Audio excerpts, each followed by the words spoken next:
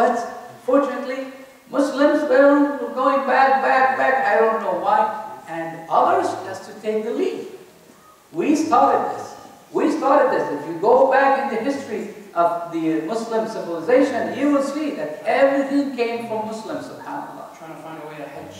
Yeah. Using the skies and the astronomy, using it even to find our way to hedge from the different parts of the desert, subhanAllah. Good. Good.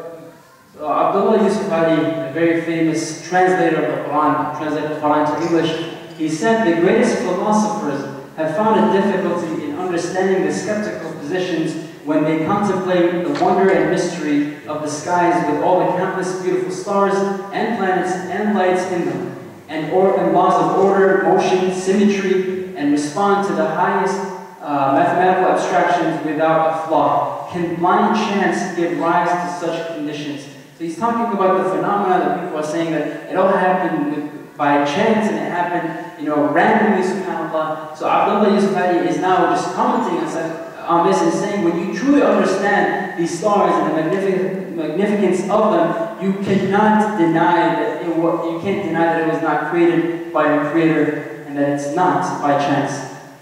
So scientists do not know how big the universe is. Some of them estimate, but none of them actually know exactly how large it is.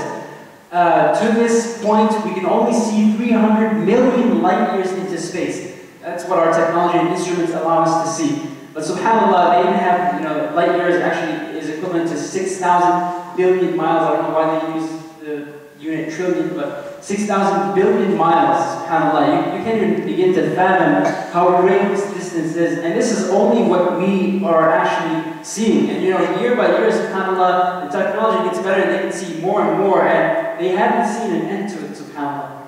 So it's like a debt, our debt deficit. And we're talking about trillions these days. So even if you have a calculator, you won't be able to, calculate these distances. SubhanAllah. This is what they found. There are about 100 billion galaxies in the space. SubhanAllah. Where are we? We are nothing. And you find some people say, who is God? Where is God? Who is this? Subhanallah, who are you? We are nothing in comparing us to the dominions of Allah subhanahu wa ta'ala. 100 billion galaxies in the space. Each galaxy has between 10 million to 100 billion stars. La ilaha illallah. Our galaxy, the Milky Way, that we showed it in the previous, go back to it. Go back to it. Yeah. This is the galaxy, the Milky Way. Do you know where is the Earth? It's one of those dots. One of those dots that probably is not seen. So we are nothing. But we reach to the levels of the angels by our faith in Allah subhanahu wa ta'ala. When we come closer to Allah subhanahu wa ta'ala, we go above all the creatures. And that's the honor Allah subhanahu wa ta'ala gave us. Is to believe in Him Almighty subhanahu wa ta'ala, to be servants of Allah subhanahu wa ta'ala. Allah is not in need of us. Wallahi subhanahu wa ta'ala, we have 100 billion galaxies. Wow. We have, subhanAllah. Go next please. Here I give you some numbers. Ayman, maybe you can help me. No, go back. So if you look at the last one, subhanAllah, the nearest star to the planet, to our planet, to Earth, is 26 billion miles away. That's the nearest star, subhanAllah. And there's so many stars in the entire galaxies, in the 100 billion galaxies in the space that we know of, subhanAllah. So if you can imagine that, the sun, its distance to the Earth is 93 million miles, almost 93 million miles, subhanAllah. That means that if you moved it 1 mile further from the Earth, you would freeze over. And 1 mile closer, you would burn, subhanAllah. And just imagining how on the Day of Judgment, where Allah subhanahu wa ta'ala, the hadith of al-Maqdad ibn Aswad, the Prophet tells us that it will be 1 mile away from the face of the Earth, subhanAllah. So you can imagine, the position of these stars and how magnificent even the positions of these stars are. And Allah subhanahu wa ta'ala begins to comment on this. He says in Surah Al-Waqi'ah, chapter number 56, verses 75 and 76, فلا أقسم بمواقع النجوم وإنه لقسم لو تعلمون عظيم. He says, so I swear, Allah is swearing by the location of the stars, not just by the stars, but by the location. And verily, that is indeed a great oath if you but know. So Allah subhanahu wa ta'ala is talking to us about the locations. Because, you know, when you look in the sky and you see a star there, that's not the position of that star in the current time. This was the position of this star like hundreds of years of light years. We're not talking about, we're talking about billions of years. And now we get to see it, subhanAllah. Allah subhanahu wa ta'ala is showing us in the Quran just to look at the sky and see what Allah subhanahu wa ta'ala said in the Quran also. Allah subhanahu wa ta'ala says in Surah Al-Ghafir, chapter 40, verse 57, لَخَلْقُ السَّمَاوَاتِ وَالْأَرْضِ أَكْبَرُ مِنْ خَلْقِ النَّاسِ وَلَكِنَّ أَكْثَرَ النَّاسِ لَا يَعْلَمُونَ. The creation of the heavens and the earth is indeed greater than the creation of mankind, yet most of mankind know not. And that's what my father was leaning towards, that some people actually think that they can go around and spread corruption upon the earth, and that there is no one to answer to, and that they are above everyone else. They don't realize that their creation is nothing compared to the creation of the heavens and of the earth. SubhanAllah. Say SubhanAllah. SubhanAllah. Now, people, they wanted to explore space. So people, they don't want to stay on the earth, and they wanted to explore. And this fact was also mentioned in the Quran, that there will come a time that people, they will start checking, we're trying to go to cross the atmosphere of the earth. And this is what Allah subhanahu wa ta'ala mentioned in the Quran. يا معشر الجن والإنس إن استطعتم أن تنفذوا من أقطار السماوات والأرض فانفذوا لا تنفذون إلا بسلطان فبأي آلاء ربكما تكذبان. Next please. Allah subhanahu wa ta'ala says in Surah Al-Rahman, chapter 55, verse 33, O assembly of jinns, spirits, and of men, if you have power to pass beyond the zones of the heavens and the earth, then pass them. But you will never be able to pass them without the authority and permission from Allah. Then which of the blessings of your Lord will you both jinns and men deny? Some of the scholars, they said, the authority is the knowledge. That you know the knowledge and the physics, the things that have happened, and this will allow you to go to a certain level, but you cannot cross the limits. There are certain things that you cannot even go, next or near it, So here's what people, they started, and we reached to the moon, subhanAllah. But the amazing thing, next please. Yes, Ayman. So all of these astronauts, they came up with basically the feelings and the experiences that they had once they left our Earth and our atmosphere and entered space. They all said that the first thing that will be noticed after passing the Earth's atmosphere is the new spectacle of the space, with the black background of the sky, pitch black. The Earth seems to be surrounded by a bluish halo due to the absorption of the sun's light into the layers of the atmosphere. The moon with no atmosphere, subhanAllah. The features of the absence of gravity, so they'll even see, they'll spill their water into space and they'll just float there.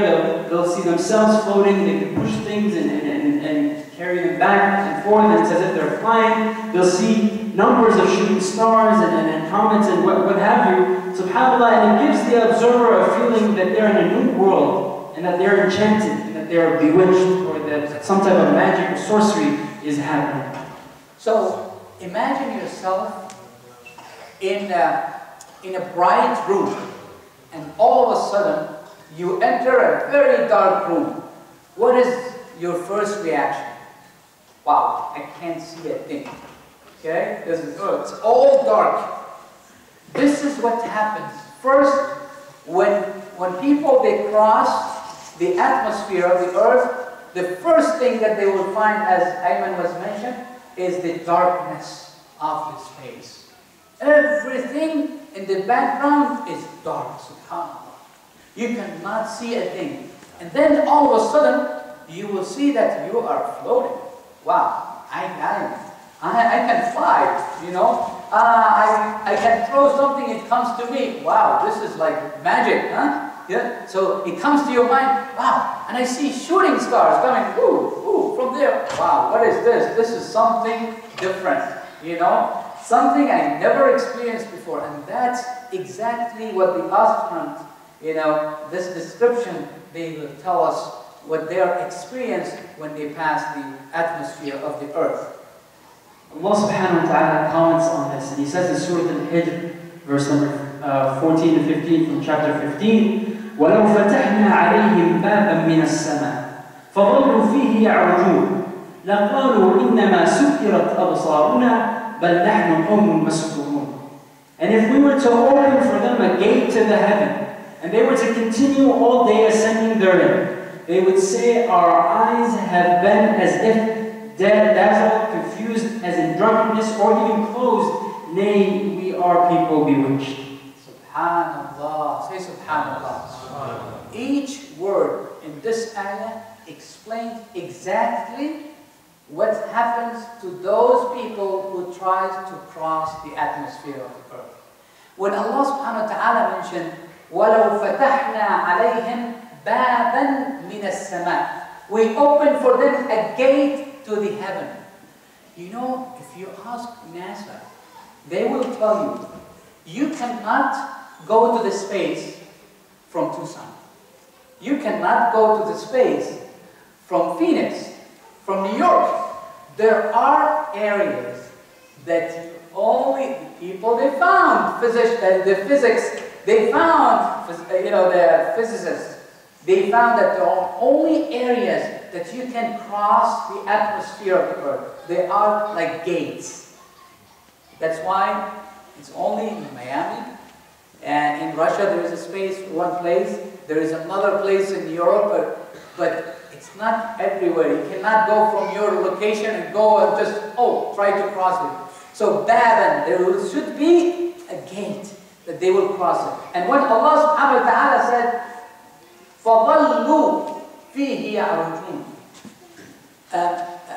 فَظَلُّوا, they said it's traveling during the day. So the ayah is telling you that they're going to leave the earth during the day. And then they're going to get to the place, in the space, it will be dark. To tell you that they were not flying, leaving the earth during the dark and then they got to the dark. No, they were in the day and then they got to the dark. SubhanAllah. فَظَلُّوا فِيهِ يَعْرُجُونَ. You know, يَعْرُجُونَ, al-uruj, it's ascending with limping. It's not straight. You know, someone is limping and he doesn't walk straight. And this is what you see when the rockets are going. They don't go straight like this. They go whoop, and then they start moving, curving like this. This is our uruj. See, every word was selected precisely to explain exactly what's happening. SubhanAllah. And Allah subhanahu wa ta'ala said, لَقَالُوا, when they cross, لَقَالُوا إِنَّمَا سُكِّرَتْ أَبْصَارُنَا. Sukkirat, two meanings. Either there's someone who's drunk, so he can't even walk properly, and wow, I can't even hold myself, Either he is drunk, or sukkirat means, my eyes are closed.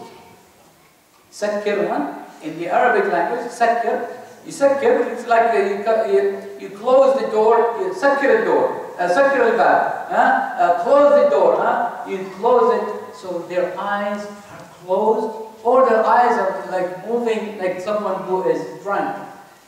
And then, بَلْ نَحْنُ قَوْمٌ مَسْحُورُونَ. Because of all these features, the things that the new experience that they see, the shooting stars, the gravity, the lack of gravity, all these features that they see that never experienced before, they think, we are bewitched. Mashhurun. We were tricked. So it looks like someone, wow, I can play, I can do, I can float, I can, they even throw the water and try to, to drink it while, swimming in the air. You've seen them. You've seen the pictures? Maybe next time I'll bring you some videos just to show you how they look like someone who is bewitched. So subhanAllah, who told the Prophet ﷺ all these things? The people who accused the Prophet ﷺ about knowing this knowledge obviously knew that he didn't go to space. That's what they thought. How can a normal human being go to space? And if they believe that in the Isra and Mi'raj he did go to space to experiences, then there you go, that's your proof that he's a prophet, subhanAllah. So there's no way that you can say that the Prophet ﷺ at his time, with the technology that they had, was able to know this by himself. It is only a revelation from Allah Azza wa Jalla. Another incident that happens as you climb up into space, the partial pressure will begin to decrease in your oxygen, pressure will increase in your oxygen will begin to decrease. So you'll have a very, very tough time breathing. There's a lot of signs and numbers here, and it's too confusing. But if you go to the next slide, you can see what the scientists have actually, the next one please.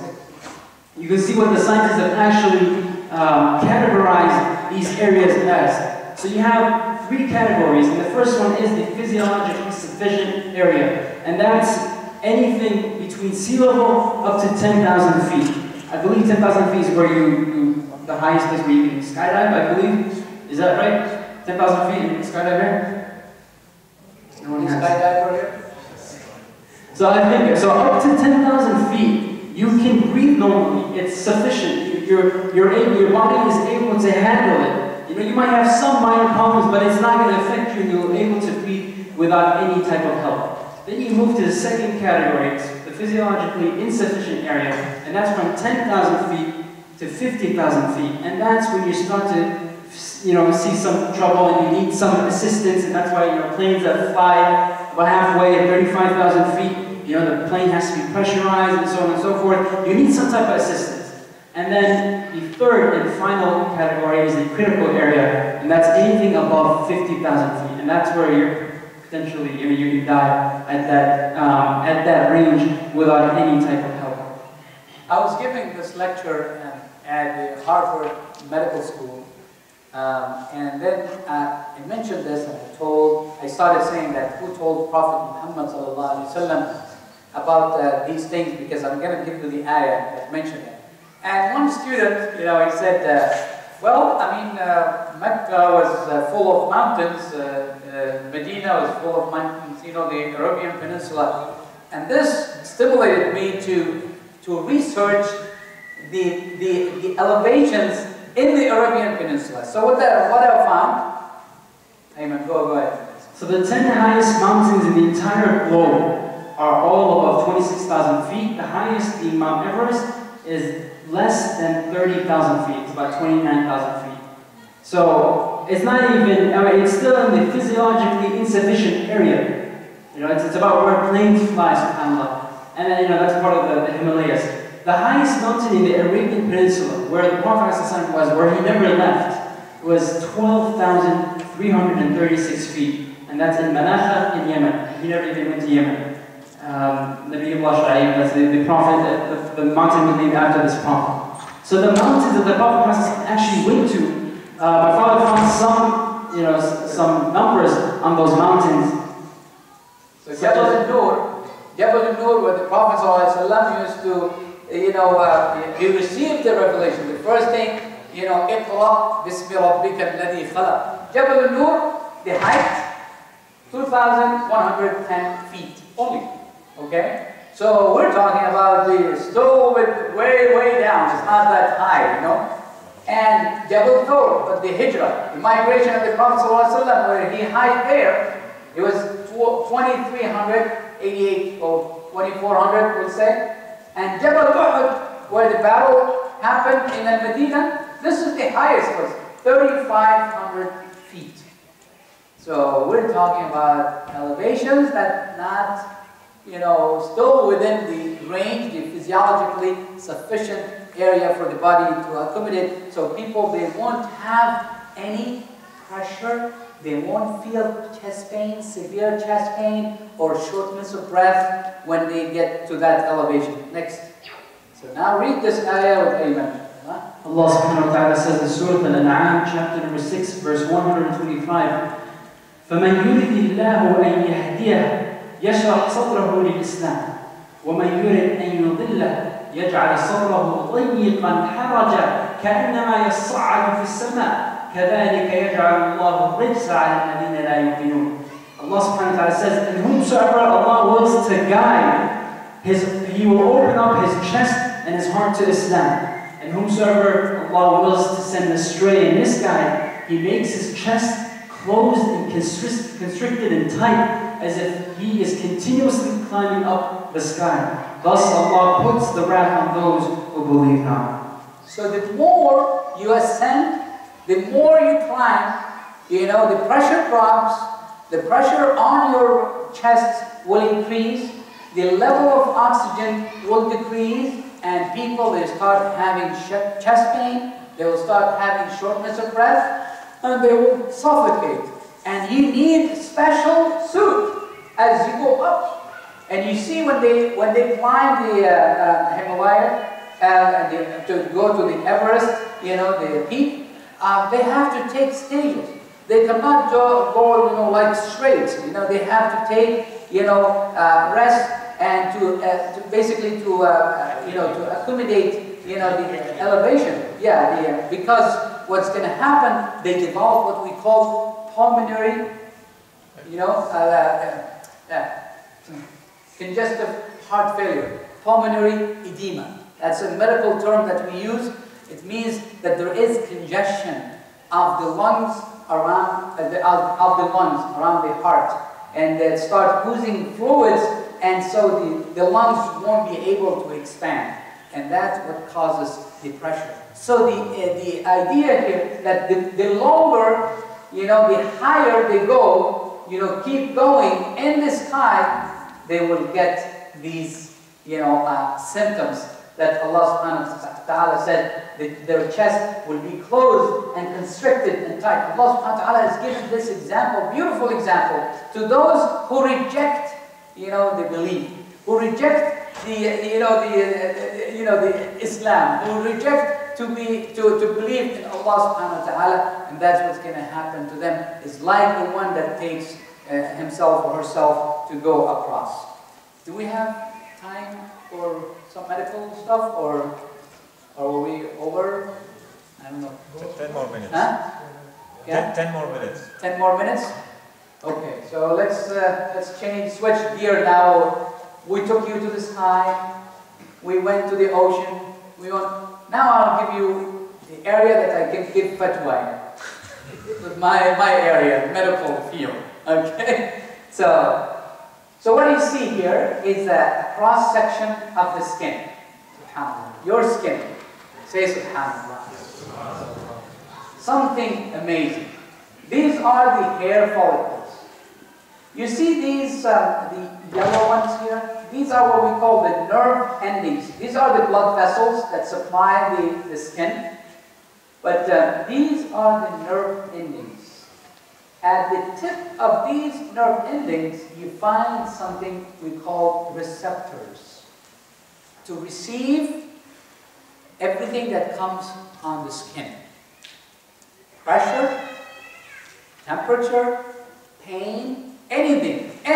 Even a fly comes on your skin will feel it and will transmit all these signals through these nerve endings to the brain, and the brain will tell you, remove your hand.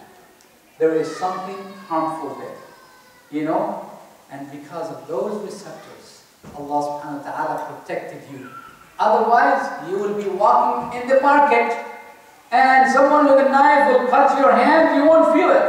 Ooh, wow, where's my hand? I didn't feel it. Some people might think that's some type of characteristic they want to have, like Superman or something where they don't feel anything, but we need to realize that these nerves and this pain that we feel is actually a blessing from Allah subhanahu wa ta'ala.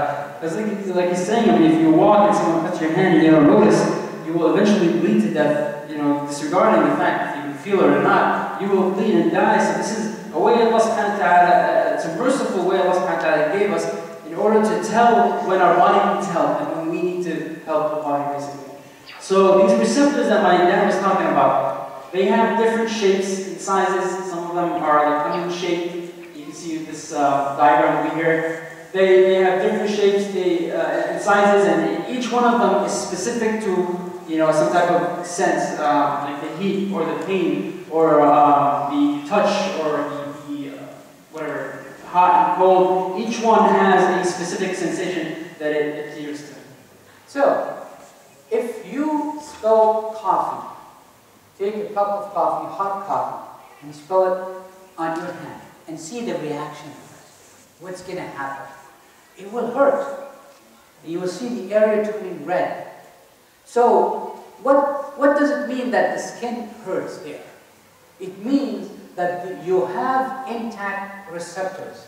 They're sending pain, to the brain, telling the brain, there is something harmful, we need to act like a robot. We need to act. So the orders come from the brain right away. Remove your hand. Remove your hand. Remove your hand. It keeps going, and until you realize that, oh yeah, there is something. There are, subhanAllah, there are some people, they lose sensation. Like people with diabetes, sometimes they lose sensation.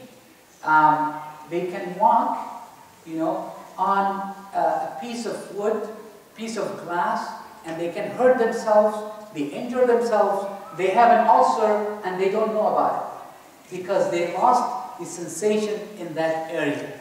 That's why we advise them, always check your feet. There are feet specialists because of that, subhanAllah. So, this is a blessing from Allah subhanahu wa ta'ala. So, when you pour some hot tea or hot coffee on the skin, you will see a reaction, and we call it superficial burn, okay? We call it first degree burn. Then if this burn was deeper, it will get into the skin underneath, the layer, epidermis, and the dermis, we call it. And then if it gets deeper, we call it second degree burn. Then it comes deeper, we call it the third degree. At that moment, you will lose the sensation in that area. So there will be no sensation in that area. So if you try to poke that person, that patient, with a big needle, he won't or she won't feel that pain because the receptors are gone. Okay? So, the only way to do is to literally regrow these nerve endings. So since if you caught yourself in a fire and you burned your hand completely to third degree, then you have no nerves and you won't feel anything. The only way to bring that back is through a method called skin grafting, where they take method from somewhere else in your body and they literally graft it and grow it as if it's a plant on your skin, on your arm, or that area that's affected, and from that the nerves will start to basically grow and you will get the sensations back, subhanAllah. So this is something that they actually do nowadays, and it's called skin grafting. So, in order for you to feel the pain, the pressure, the temperature, anything harmful, you have to have intact receptors. If these receptors are destroyed, consumed, you will not be able to feel anything. And the only way for you to regain that feeling is to have new skin that has intact receptors. Got it? Now read this ayah with me. Surah Al-Nisa, chapter number 4, verse 56. إِنَّ الَّذِينَ كَفَرُوا بِآيَاتِنَا سَوْفَ نُصْلِيهِمْ نَارًا كُلَّمَا نَضِجَتْ جُلُودُهُمْ بَدَّلْنَاهُمْ جُلُودًا غَيْرَهَا لِيَذُوقُوا الْعَذَابَ إِنَّ اللَّهَ كَانَ عَزِيزًا حَكِيمًا. Indeed, those who disbelieve in our verses, we will drive them into a fire. Every time their skins are roasted through, we will replace them with other new skin so that they may taste the punishment. Indeed, Allah is ever exalted in might and wise, and He's all wise. SubhanAllah, the Meccans used to say that, we'll go to hellfire and we'll be burned once and then that's it, it'll be over. And that's when Allah subhanahu wa ta'ala brings down this verse telling them that the pain will not stop after your skin is completely destroyed. We will give you new fresh skin so that you will be able to not just feel it, but taste the actual punishment, subhanAllah. So you have to have an intact skin that has intact, receptors. This ayah was presented to the dean of the medical school in Thailand. And we told him this. What do you think? And he is a specialist in anatomy. And he said, this is what we just found. We're talking about the receptors. They are histologic, structures. You cannot see those receptors by your naked eyes. You have to have an electron microscope that increases the power to over 100,000 times to see those receptors. You cannot, if you take a piece of skin of yours, you won't be able to see those receptors. So these are not visible. SubhanAllah, you need to magnify your power to get to see them, SubhanAllah. And he said, the one who told Prophet Muhammad sallallahu alaihi wasallam, he's the one who created the skin. Because we just discovered, we just invented the electron microscope 100 years ago. No one in the world will imagine, in the past that we have, even if you do the anatomy dissection of the skin, you won't see those receptors. You have to have a high power, electron microscope to see them. He said, this is not from anyone. This is from God. This is from Allah. And he said, Ashhadu an la ilaha illallah wa ashhadu anna Muhammadan Rasulullah.